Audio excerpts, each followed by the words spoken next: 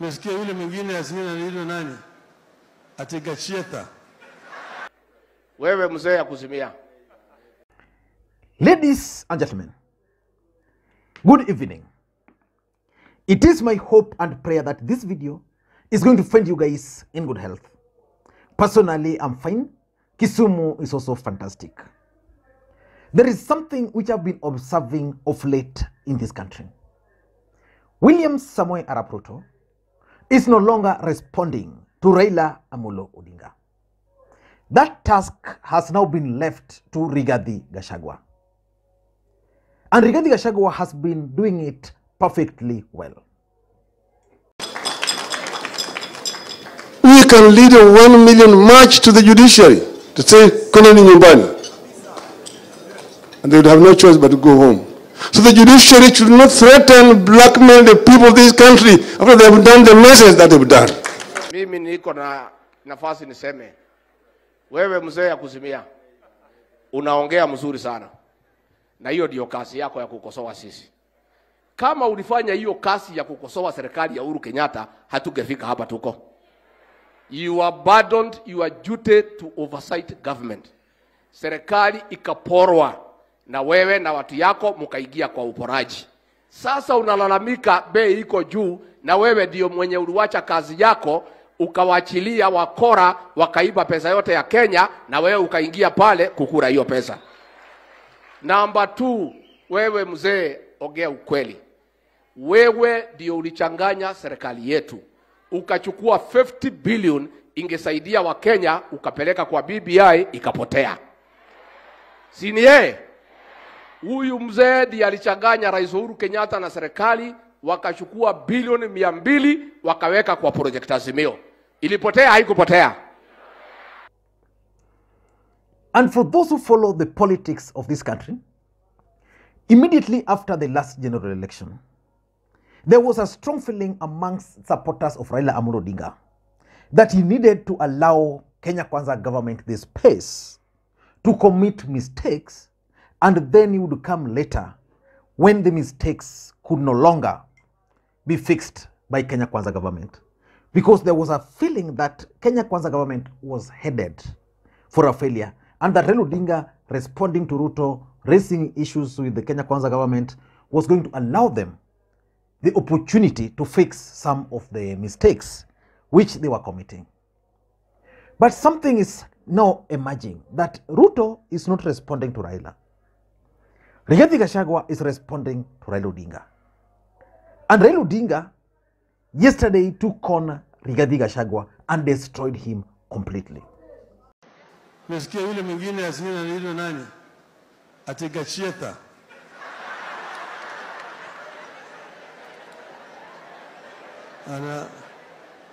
Anaweka. Lakini haya mimi siwezi kujibana na hao watu. Sirika yangu. Naweza tu kubweka namna hiyo ni shauri yake. Even ndugu Gachagua, whom I don't understand, huyo simuelewi. Rigathi, yeye alienda huko Kitui akasema huyu Kalonzo hatumuelewi. I have never had a moment with him, but he is a wonderful lady who gather is a pastor. Let us use this time to unite Kenyans. Na Rigathi amezoea kuzungumzia Raila kila mahali, anazungumzia Raila.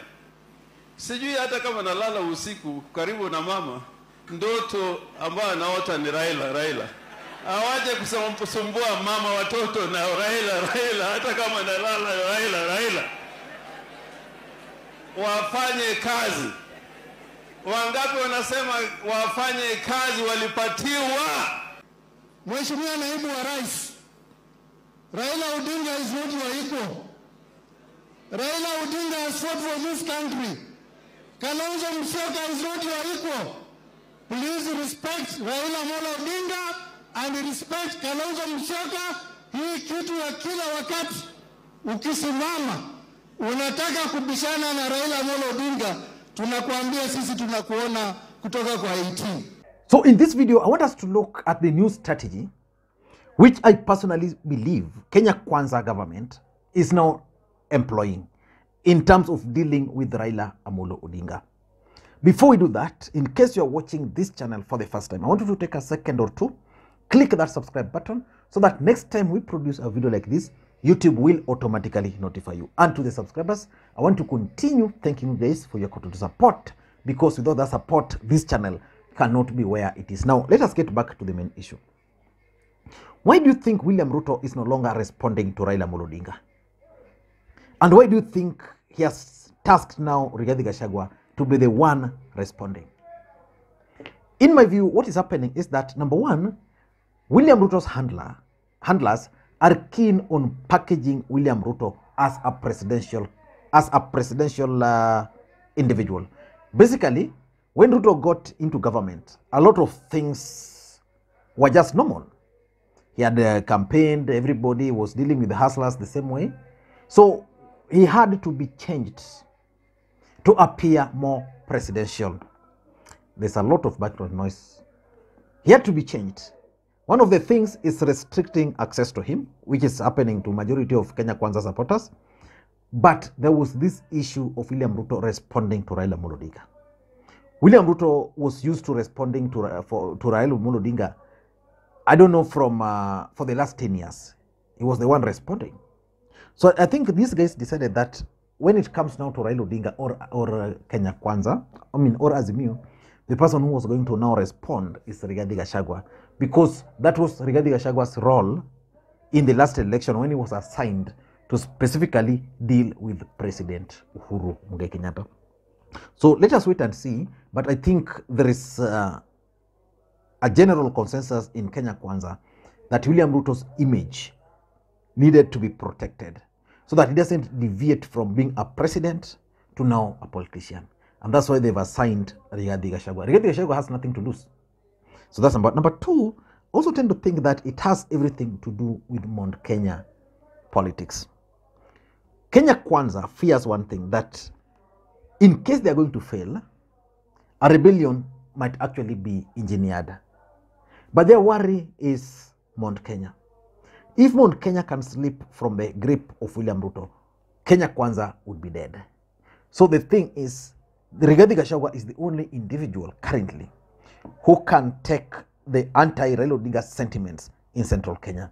And if you've been listening to him, most of the attacks are always confined to either Rift Valley or in central Kenya. In fact, whenever he's in central Kenya, the way he's engaging with those people, that mnakubali ujamaa kuje, something like that. So I think it has to do with Mount Kenya politics. There's a fear that if Kenya Kwanza government is going to fail, Mount Kenya will drift, and the only beneficiary would be the Azimio. And that is one thing these guys are not willing to do.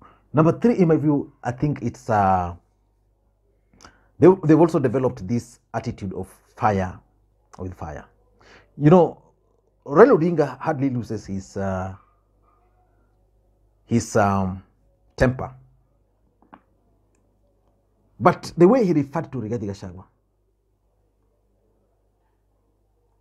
and if you look at Rigathi Gachagua, the way he was firing at Raila Odinga, it simply means that these groups are willing to go to any length to discredit the other. So it's going to be fire for fire. If Raila Odinga will fire peace, Rigathi Gachagua will fire peace. If Raila Odinga will fire war, they will fire war. It's basically peace for peace, dialogue for dialogue. That is the policy which I'm seeing coming out of all this. And number four, I also tend to think that William Ruto and his team are now trying to provoke Raila Odinga to respond. What they want to achieve with that, or by that, is something I still don't know. But remember, there's a way Uhuru Kenyatta used to really provoke Ruto. And then Ruto would respond. And then the next day we'll wait, some days provoke. So I tend to think that Kenya Kwanza, in their latest strategy, they're trying to provoke Raila Odinga just to see how he's going to react on certain matters. And if those reactions can actually benefit them, then they hike them. I mean, then they escalate them. So it's about provocation. And lastly, Rigathi Gachagua is yet to get out of the campaign mode. Campaigns are over. Rigathi Gachagua has refused to accept that the campaign period in the country is actually over. I don't know what to think. That's my take. But I think based on what Orengo said, they are willing to go to any length just to discredit Rigathi Gachagua. Thank you, and we have a good day. Bye-bye.